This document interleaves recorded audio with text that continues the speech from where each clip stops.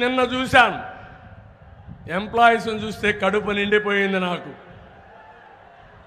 నిన్న పోస్టల్ బ్యాలెట్లు వచ్చాయి, ఈ రోజు కూడా పోస్టల్ బ్యాలెట్లు వచ్చాయి.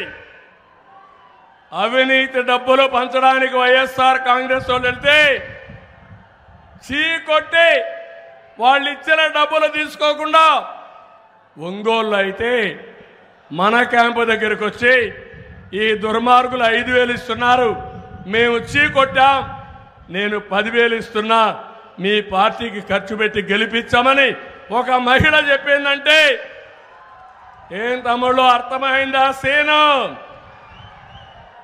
ఉద్యోగస్తులందరూ మనకే ఓట్లేశారు, వేస్తున్నారు, గెలుపు మనదే. ఎన్ని వందల కోట్ల రూపాయలు ఖర్చు పెట్టినా సైకో నీ డబ్బులేం పనిచేది, అయిపోయింది, నీ సీన్ అయిపోయింది.